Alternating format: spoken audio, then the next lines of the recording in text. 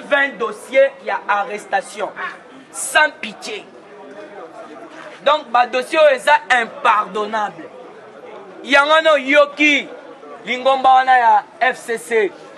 Yaya, nali gana yebisoboy. FCC soga azo exister les lots. C'est grâce au Fati Béton. Papa Augustin Kabouya yebisoboy. O azali secrétaire na biso ya IDPS. Ayebisaki bisoboy. Soki bomoni FCC azali coexister, c'est de la volonté ya mokonzi mboka. FCC balingaki ba accompagner mokonzi mboka na vision o azanango. Mais bango bazo sala musala wana te. Oyoki ba intervenir belé babanda akumisa mabunda. Mabunda za eloko te. Chef de l'état serait banda akumisa mabundu soit kopesa ba éloge. Ce n'est pas pour dire que Mabunda zo sala musala kitoko. Président zo chérir ye menacé c'est azolia. Pour Mabunda yebi que soki assemblée kwei na yepe akwei. Comment ça fait-il que Mabunda zo kende ko fanda kozwa ba attribution ya Jean-Marc. Azo kende ko pesa otolandi vice na ye. Ya wana yokaki na ba échange bango ba salaki. Jean-Marc akenda kité. Donc il faut comprendre que au sein de l'Assemblée crise et bandit, IDPS viva. Yoka eloko ba élus nationaux du peuple. Donc c'est-à-dire ba député. Il y a toute tendance. Ba sangana ki ba salaki recrutement. Ba solo la ki faut yokande ba sali révélation. IDPS viva. Landanga bien. Les élus nationaux de toute tendance. Nous sommes les élus nationaux réunis dans un regroupement. Nous interpellons à Maboun à retirer ses propos parce que la présidence n'est pas redevable à l'Assemblée nationale. On était étonnés lorsque Maboun avait engagé un débat pour les ordonnances du chef de l'État nommant les mandataires publics. On était surpris lorsqu'elle demandait publiquement au ministre du portefeuille de ne pas exécuter ces ordonnances. Nous étions encore étonnés lorsque le chef de l'État disait qu'il y a une crise. Mais avec le bondissement de Mabunda, nous avons compris qu'il y a une crise entre Mabunda et la présidence de la République.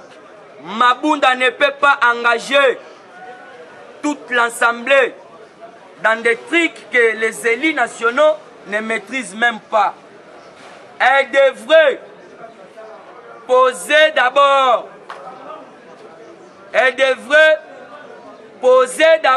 dans la commission des présidents avant de s'exprimer.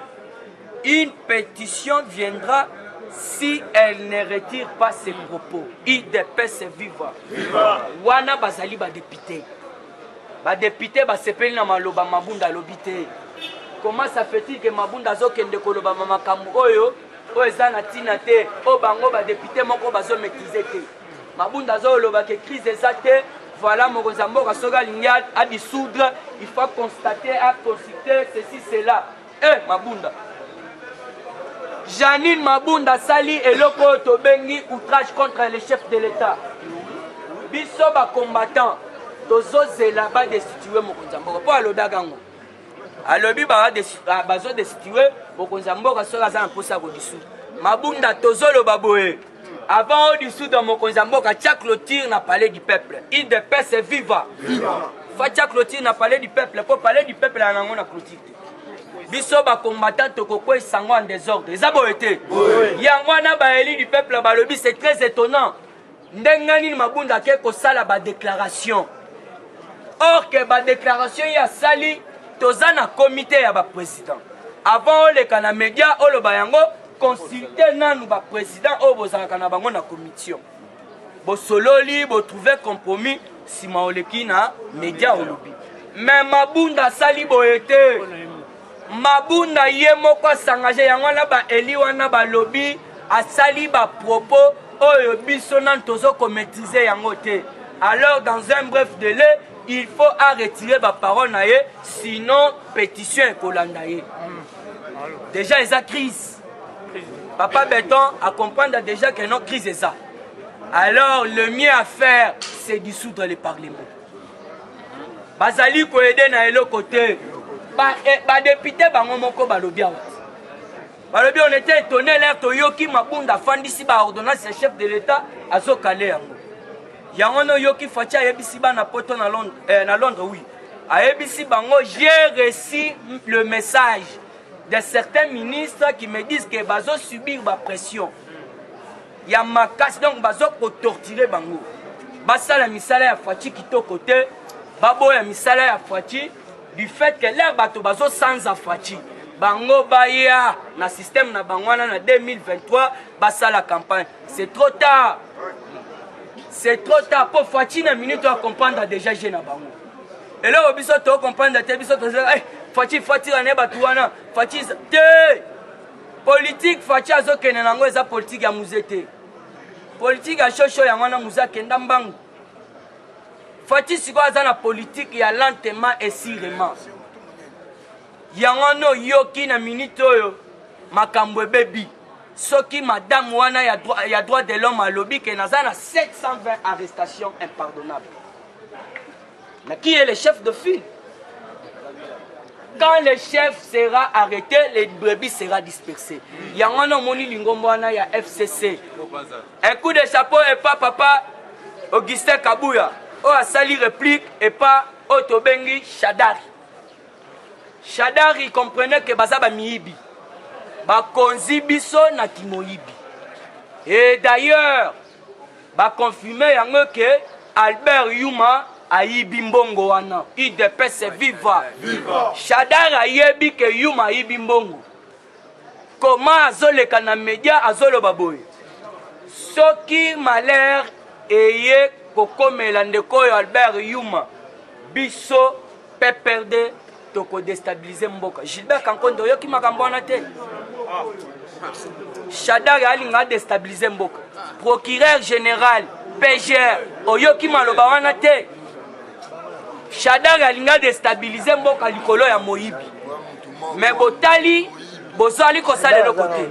Le mieux à faire bo kotiseli nanu otobengi à comparaître au côté de dossier, au salarié requête, à qui qu'on répondre. La Cour de cassation a s'expliqué pourquoi on déstabiliser Mbok. Pour Bakouti Albert Yuma na kati affaire, il y a 200 millions. Si vous avez bakeno, ce qui m'a l'air atteindre Albert Yuma, il se peut peut-être. Nalobi Shadari, Ozano ne loko osalate. Mboka oyo ezana maboko ya Nzambe. Pour eloko liboso fachi asala, il faut bien comprendre ngo. Makita nyonso tu bango bakosala na minute ekosimba te. Les seules choses o bazo reconnaître fachi asala a imita bokonzi munene oye bazolanda kuna na États-Unis. Pona États-Unis bazalaka pe na mukolo moko o bafandaka pe baponaka par an o bakumisaka Nzambe. Yango na moni fachi beto azupeli kanisi ya kitoko.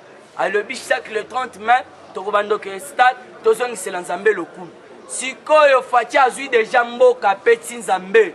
Donc makita na bango nyonso tu na maye. Aza déjà wa akomi na tongo. Beton aza déjà wa okoyoka ba retomber. Ça n'engage que moi. Aratakate conseil des ministres. Le lesa vendredi. Le lesa vendredi na ça bino tala bien fachi atasora za Japon. Atasora za États-Unis. Ah, il faut que tata na butu na 1 heure na 4 heures pour présider. Bokoyo ka retomber pour assigner déjà quelques signatures pour la ministre oyo bazoyo kate fo balou. Pour Fati à lobby nga sikoyo na kobanda ko virer papa virer bango. Virer bango po yo moko ozui déjà oyo eza na kati na bango moko ba ko tubela. Balobi ke kuna bazotindika biso na makasi toboya yo yangana moni ngobila alongoli fulu na oto bengi wakading abwakaki yango na deleko oui depuis fulu na deleko a déplacer ne fulu au lieu asili sa fulu a déplacer ne fulu poto lobi trop yangana yoki oyo tobengi wakabinga efongwami mwa moke sikoyo kotana de l'école na kati ya ville bato wana Jean-Marc ayebisi biso boye papa Jean-Marc un coup de chapeau lisusu ayebisaki biso na chikapa alobi boye lingomba wana soki bomoni basanganaka esa kaka mpona bakabali ya mabe mpona mboka oyo jamais bango bafanda mpona mboka ekende liboso e monsieur Kabila ayebisaki bango na réunion na bango oyo nyonso tu po il faut ba comprendre IDPS viva Fachi akendaki poto na bosani mwa akendaki kozonga na ye bakutanaki na Kabila la basololi na Kabila il semble que makambo kendaki kitoko te yango na omoni Kanambe akeya bengi batu na nyonso tu asignise bango charte de fidélité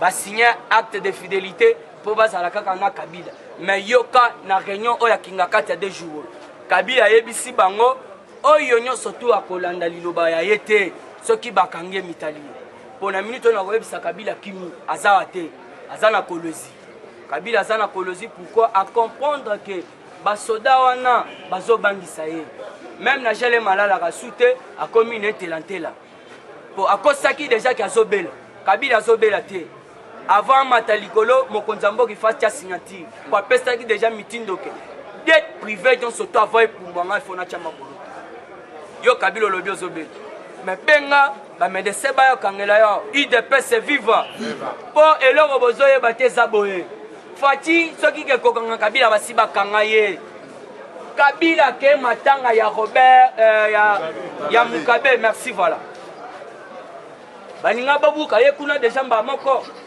soki bozana information te baninga bakangela ye kuna c'est grâce au Fachi Beton alobi ni alobi asengi ngai asengi ke ake matanga soki ke boye kokanga ye akoloba ke non na livre bakende libanda mais na boyi boya botokela ye kaka na lupango na ye IDPS viva place asalaki mabe boya bokangela ye donc biso tokobanga Kabila te Roger Luma Molobel Fachi à Paris ayebisinga nini botika masolo ya Kabila na misu ya Fachi aza eloko te yaya département d'état américain ezokita dirigé par Mutoto Beng Mike Pompeo bazali koya oyebisiko bazoyela nini na kati ya Congo IDPS viva eza diplomatie ya Fachi diplomatie ya Fachi azobeta même na ngambo na biso ya cash na ngambo ya FCC kuna na ngambo ya bakombata bawana baza ko comprendre te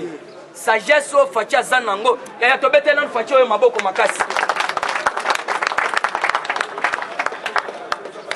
porte-parole ya Moïse Katumbi ngana landi ye pe aza David na ko dissoudre parlement pour Moïse Katumbi na bisaki bino asalaki voyage très politique na États-Unis siko ba yebisi yeboye politique na minute ya Afrique voire même ya RDC eza na maboko ya Chilombo alors yo eloko ozanango il faut nde o soutenir ye pourquoi parce que ye moko Moïse aye kosala oyo tobengi point de presse alobi c'est tout à fait difficile ya kosala opposition tant que Fachi est président au Congo puisque tout semble bien marcher mais comment ça fait-il que bandeko nyonso tu ya lingomba ya FCC olie bakota na vision ya mokonzi mboka bazali ko intercaler yango no yoki oyo tobengi professeur Mbata André Mbata alobi ke kaka na Congo nde tozomona bato nyonso tu bakomi ba juriste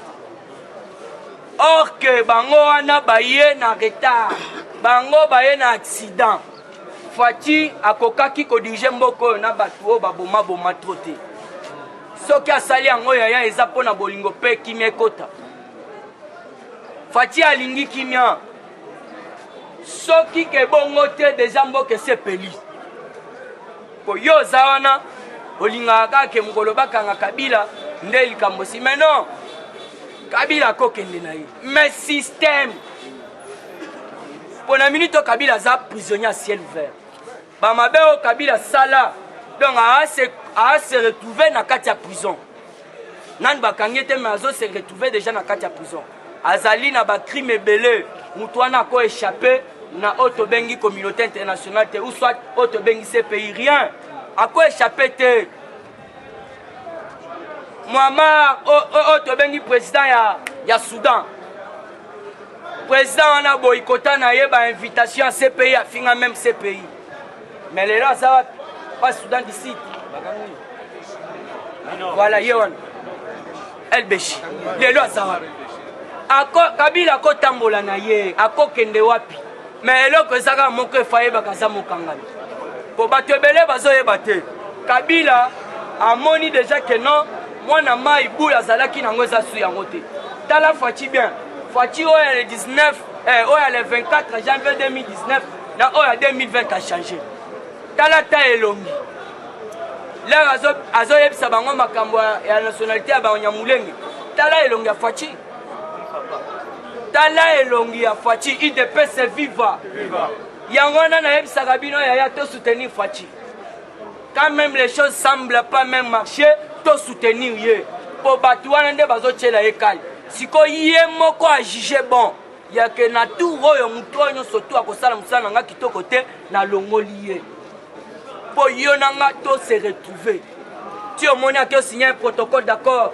na mutu Van Hook mokonzi ya entreprise monene na kati ya Angleterre wana leli atali Fachi diplomatie azobeta alobi nazokita précisément la Congo po bamoni ke soki emploi elingi créé en Afrique Congo ezali na ba place ebele oyo bako engagé bato yango wana balobi Fachi ayebisi bango vous êtes le bienvenu IDPS viva Fachi bato ebele bazoloba trop mais na lingo oyoka lisusu prophétie jour wana nayebisaki yo Bishop William Dikin azali Bishop et puis azali prophète azui oyo tobengi prophétie ya Fachi na kati ya prophétie ya Fachi alobi nini yoka une prophétie de Bishop William Dikin.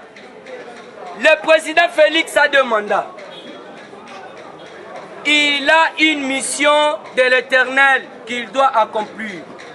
C'est par lui que l'Afrique centrale acceptera Jésus-Christ comme Seigneur et Sauveur.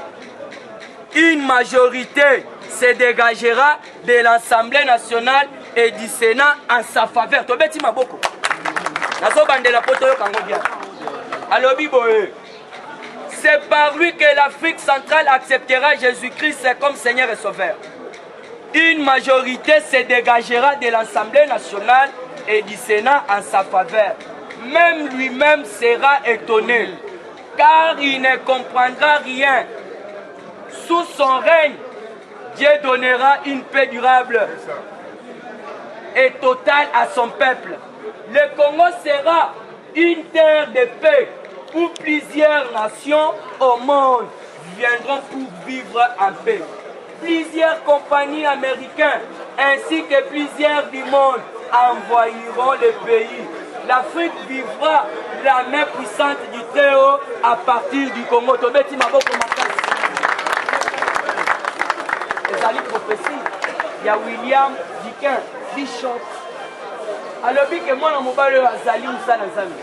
Yango no yoki batobele baloba est-ce que Fachi azali ki Fachi mais seul Fachi azali pas baiser auto bengi pas ga pop mais mutona boinde pas patala non muto azali serviteur de Dieu voilà pour Fachi boy ko baiser yaya soki okoti na ndako ya pape na yebisaki bino jour wana soki okoti boy il faut obima kaka ndenge obima. Et d'ailleurs, au confort n'a pas boité bozo solo la naïe. Jamais. Ça ne s'est jamais fait. Pendant la bishop catholique Basali. Pendant ma camoué, église catholique et banda. Au monde a pape nin, autozan est soki 17e, soki 16e. Pape nin a tiqué l'attaque cardinal, ata autobengi, prêtre, a tiqué lieki tiqué fanda. Mais au yoki n'a pas tiré et sangue koti moboulou. Après la catholique, baebisi pape au réveil to ezali ya solezo salama. Aucun de côté que un simple président na kitinayo au père de mémoire tonné. Papa talabe. bino boza na kati ya ignorance onga nazomona na kati na ye bino bozomona le pati fandana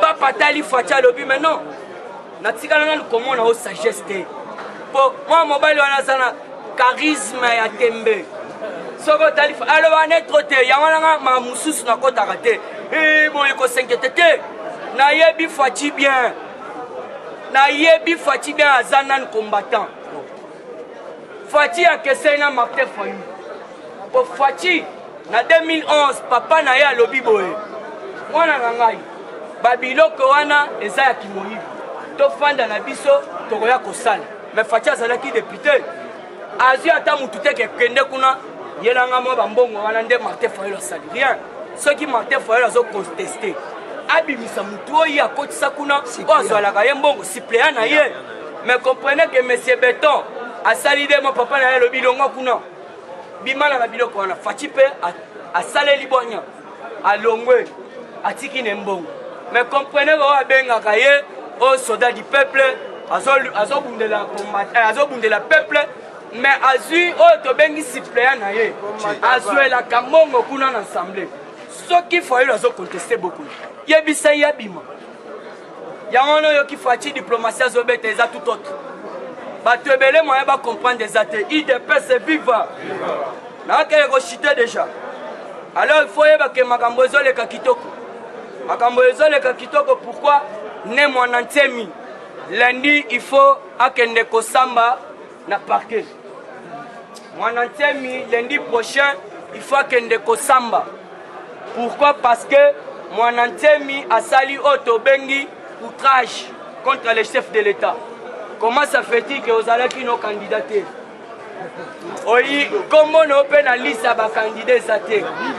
Obimi, Ozani député. Obimi na yo boloko. Oye, on s'autoproclamé président. Mais il faut ça na peste na mutu. À quel plus loin à attaquer tribu à Maman Denise. Ah, Maman Denise, un coup de chapeau pour la battue la tribu. Balandeli monantemi batikeli plainte. Il faut que ça. Pour Maman Denise Ebele baye bakate.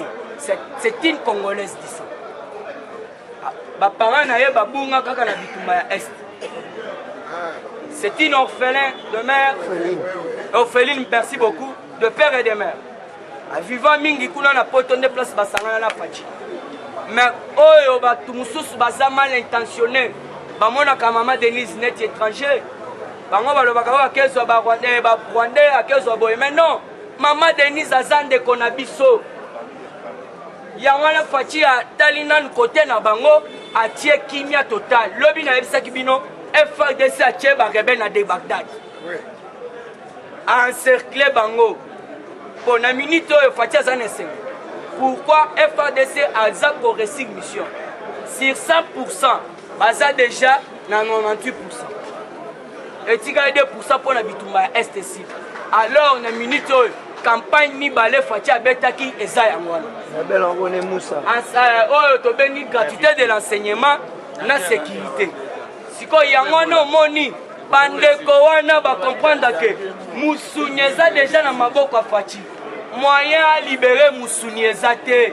Yangwana milelo par-ci par-là. Il dépêche se vivre.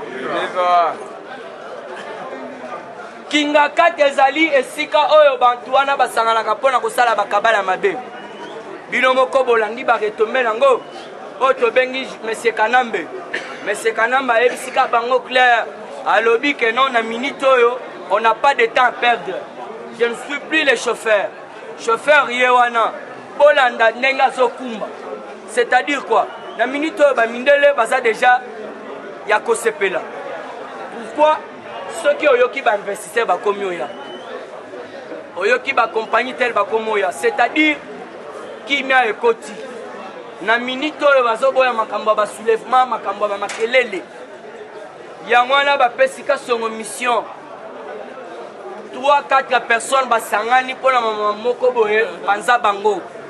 Pour investisseur l'air akoya alingaka te bitumba, alingaka te oyo tobengi désordre. Yangwana yokaki Fachi na est.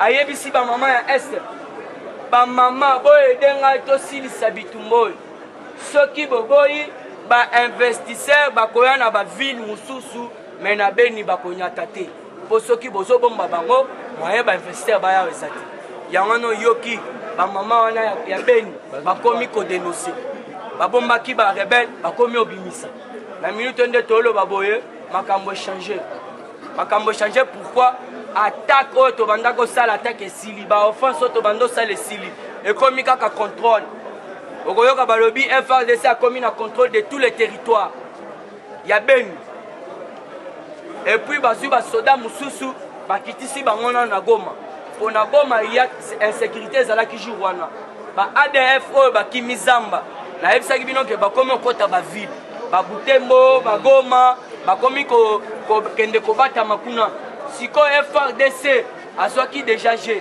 na société civile basalaki message balobi ke propriétaire ya lupangu avant opesa locataire ndako aloué assurez-vous de son identité moko bakangaki ye na Goma avec les bombes artisanales. Alors c'est-à-dire quoi bakomi osala bakabala ya mabe po eke insurrection esala mobulu esala bato balobaki na bokonzi ya Fachi bazobuya na bokonzi ya Fachi bazoyiba. Alors oyo ezali suwe ya mokonzi ya mboka azali na posa ya pe kimia ekota na kati ya Congo IDPS viva mpona chite yebake ba ordonnance oyo ezalaki kale epa ya oyo tobengi ministre ya portefeuille ye moko asigné déjà yango mpo balakisi nauti otangela bino mabunda nde moto ayebisaki ye keno asigné yango te me nde eza na papa kiungwa kumwanza alobi nini alobi ata soki osigné na yo te ngai nakotikala kokota te nazozela mot d'ordre pa Fachi be alors mpona lelo nasuki wana tokutana lobi mpo tozala mpona lelo tosuki wana numero na ngai yango wana 097 38 47 938 plus 243 97 38 47 938 Eric de Panama napesi yo mbote oyo tobengi Eric Kapongo le panafricain nayoki papa ozwi likalisi na biso ya tocha oyo tobengi chaîne na biso ya télé a radio télé sans formol bakamera ezoya nalandi babiloko nyonso tu ezoya epa président Gilles Mokonzi nanga oyo tobengi molobeli ya Fachi na Paris Roger Luma en tout cas napesi yo mbote ya tro papa na biso JC Mukanya efo perso bamama nyonso tu ya diaspora oyo balandaka biso napesi bino longonya napesi bino merci ebele nga komona nga nabengami na kombo président chinois. Alors olingi oyoka mwa ndambo ya baactualité ezoleka na mboka tout soit yo mpe oza na bainformation na ndenge ya libanda okobenga président chinois opesi mpo atambwisa yango na monde mobimba napesi bino merci. Eshima, votre magazine qui bat au rythme de l'actualité. Une réponse à vos besoins en information, un éclairage dans divers domaines. Impartial, documenté, instructif. Eshima au cœur de l'info. Retrouvez la nouvelle édition. Exclusivité, défi, vision. Jean-Tini Ngobila, au-delà des limites. Gouverneur de la province de Kinshasa, Jean-Tini Ngobila propose 5 axes prioritaires pour relever les défis de Kinshasa. Retrouvez également l'interview de Maître Freddy Bonzeke. Découverte, 59 ans après l'indépendance, la recherche scientifique d'école José Mpanda, l'homme providentiel. Dossier Eshima, alternance historique en RDC, une année après, décryptage. Nation, SNEL. Après les premiers forums sur l'énergie électrique, Jean Bosco Kayombo multiplie des actions de CLA. La RDC, vers une société civile politisée. Placer la SONAS en pole position des meilleures entreprises, Lucien Boniemé et Kofo impressionnent en 9 mois. Premier partenaire du développement, le FPI a atteint ses objectifs pour 2019. Retrait des sanctions européennes, Lambert Mende, une réputation lavée. Dissolution de l'Assemblée nationale, les contours constitutionnels. Retrouvez l'intégralité du magazine Eshima dans les kiosques. Eshima Magazine, un nouveau standard d'information.